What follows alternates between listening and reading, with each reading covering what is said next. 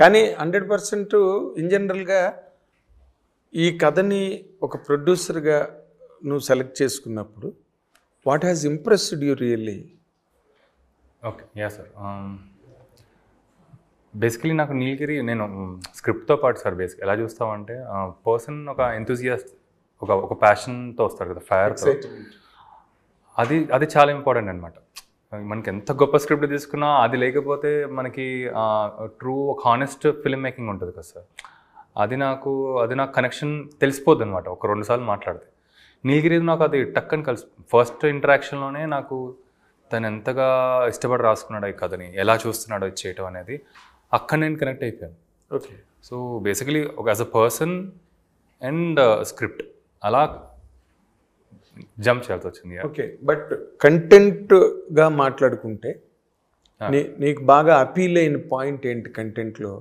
It's a middle class story, lower middle class in fact. ఇంకా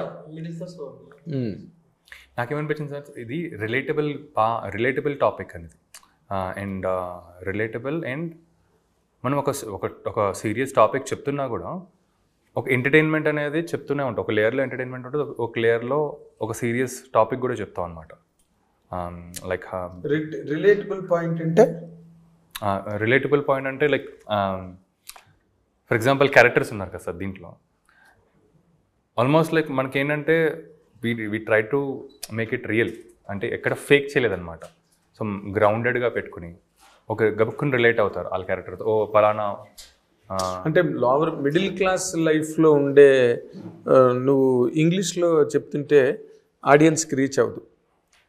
content middle class ఫ్యామిలీలో ఉండే పరిస్థితులు, పాత్రలు, సిచ్యువేషన్స్, అవి ఎలాగా అసలు ఆ మధ్యలో పడి వాళ్ళు ఎలా నలిగిపోతుంటారు. ఒక పక్కన ఆశలు, ఊహలు, ఆశయాలు, సరదాలు, వీటన్నిటికీ వాటిని నెరవేర్చుకోవడానికి లేనిపోని డ్రామాలు, బిల్డప్లు. అది కూడా పెద్ద పెద్ద వాళ్ళకి గోల్స్ ఉంటాయి సార్. మనకి అది కావాలి, చిన్న చిన్న దాంట్లోనే ఉంటాయి వాళ్ళకి, చిన్న ఉంటాయి. పెద్ద పెద్ద కాన్ఫ్లిక్ట్లు కూడా అసలు ఎక్కడ మనం ఉండదు అనమాట. చిన్న చిన్న అవే కదా జీవితాలను తారుమారు చేసేస్తాయి వాళ్ళకి. సింపుల్ థింగ్సే కదా, వాళ్ళు ఏమి 1000 crores బెట్స్ ఏ ఉండవు కదా అందులో. అవును సార్ కదా. But I hope you did not come from a middle class slot. Middle క్లాసే ఉండేవాళ్ళం సార్. మెల్లిగా మా ఫాదర్ ఏంటంటే అక్కడ మచిలీపట్నం అనమాట మా ఫాదర్ది, అక్కడ మిడిల్ క్లాసే. అక్కడి నుంచి హైదరాబాద్ వచ్చిన తర్వాత ఆల్మోస్ట్ నాకు 8th క్లాస్ వరకు ఆ మిడిల్ క్లాస్ మెంటాలిటీయే ఉండేది. 8th నుంచి స్లోగా ఇంకా ఆయన ఇంకా కష్టపడి ఇంకా లేదు ఇలా అయితే నాకు కాదు అని స్లోగా హీ స్టార్టెడ్. ఆయన కొంచెం బార్స్ రైజ్ చేసుకున్నారు, minting started minting. So most of my childhood middle class mentality, middle class అలాగే ఉండేది నాకు. అంటే నువ్వు అప్పటికి ఇప్పుడు నార్మల్గా మిడిల్ క్లాస్ ఇప్పుడు బాగా మారిపోయింది అసలు. యాక్చువల్గా చెప్పాలంటే మిడిల్ క్లాస్ కూడా పీపుల్ హ్యావ్ గ్రోన్ అప్. చదువులు అయితేనేంటి, రకరకాల సెగ్మెంట్స్ ఆఫ్ ది సొసైటీలోకి వెళ్ళి బాగా సంపాదిస్తున్నారు వాళ్ళు కూడా. అవును రైట్. ఇప్పుడు నార్మల్గా నువ్వు మిడిల్ క్లాస్కి నువ్వు ఎలా కనెక్ట్ అవుతావో చెప్పు, because now you are not a middle class person. Sir అంటే ఇప్పుడు మేము ఉన్నప్పుడు ఆ నేబర్హుడ్ ఉండేది కదా సార్. ఇప్పుడు అపార్ట్మెంట్స్లో ఉండేవాళ్ళు మేము.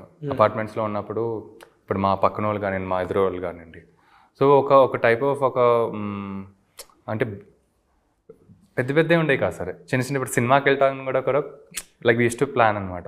ఒక వీకెండ్ వెళ్ళాలి అండ్ ఒకవేళ అందరం కలిసి బయటకు వెళ్ళాలనుకున్నా కూడా ఒక స్కూటర్ ఉండేది. స్కూటర్ 4 కలిపి వెళ్ళేవాళ్ళు. రేటు పొడుగైపోతూ ఉండేవాడిని. మా తమ్ముడు పొడిగేవాడు, అంటే ముందు కూర్చునేవాడు మా తమ్ముడు, నేనేమో మా ఫాదర్ మదర్ మధ్యలో కూర్చునేవాడిని. సో అదంతా అదే కొంచెం ఇరికిరిగ్గా ఉండదు కదా సార్. స్కూటర్కి పెరిగిపోయేవాళ్ళు. ఇంకేం రోజులు స్కూటర్లో అట్లీస్ట్ కారణం కొడదామంటే మనం కారు కొనుక్కునే దాంట్లో వస్తే రాని లేకపోతే లేదని. సో ఆ కారు కూడా నాకు ఇప్పుడు 10thలోనే ఇప్పుడు ఆల్మోస్ట్ 8th క్లాస్ వరకు స్కూటర్లోనే వెళ్ళేవాళ్ళం బయటికి అందరూ 4.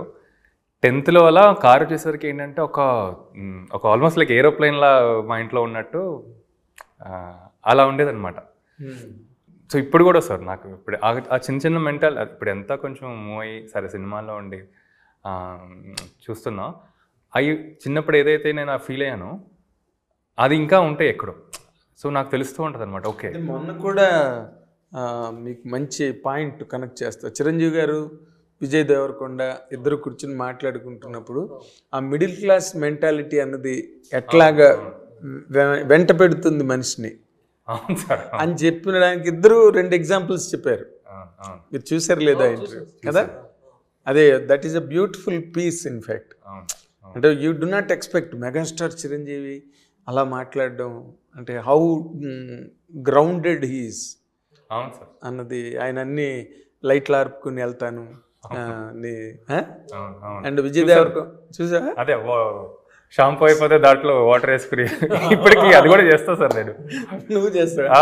అయితే నువ్వు విజయ్ దేవరకొండ ఇప్పటికి ఇంట్లో ఏదైనా కొంచెం ఉందా, లాస్ట్ పంప్లో ఒక థ్రిల్లే వేరు ఉంటుంది కదా, ఖాళీ అయిపోయింది ఇప్పుడు పడేయచ్చాడు.